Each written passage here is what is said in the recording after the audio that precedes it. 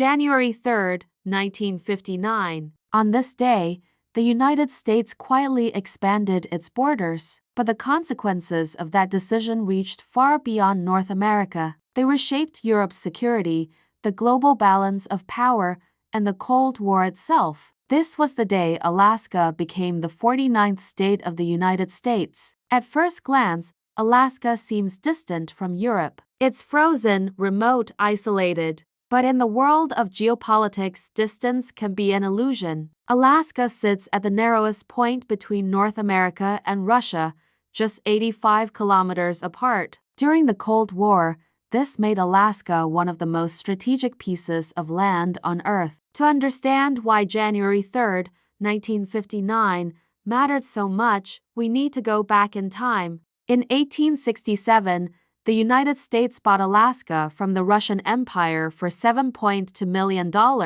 Russia feared losing the territory to Britain, which already controlled Canada. At the time, Europe was still dominated by competing empires. Many Americans mocked the purchase, calling it Seward's Folly, a frozen wasteland with no value. But history proved them wrong. Gold was discovered, oil followed, and by the mid-20th century, Alaska had become a crucial military chess piece in the standoff between East and West. When Alaska became a U.S. state in 1959, the Cold War was intensifying. Europe was divided. On one side, NATO, led by the United States. On the other, the Warsaw Pact, led by the Soviet Union. Missiles, bombers, and submarines were being positioned across the continent, and Alaska became a critical early warning system. From there, the U.S. could detect Soviet aircraft and missiles heading toward Europe and North America. Radar stations, air bases,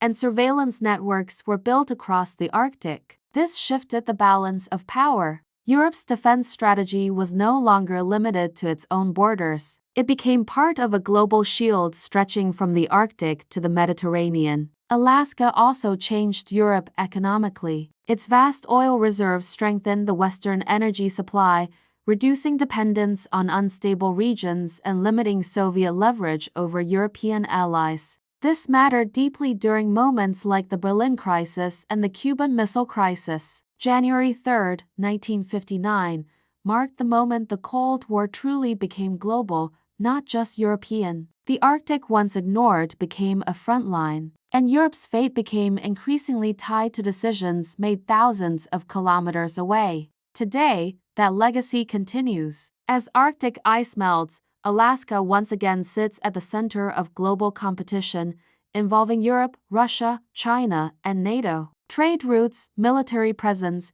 and energy resources are all connected to that single decision made on January 3, 1959. History reminds us that power isn't only about where people live, but about where nations stand. And on this day, the balance of Europe's future quietly shifted. Tomorrow, another date, another moment that changed Europe forever. Thanks for watching.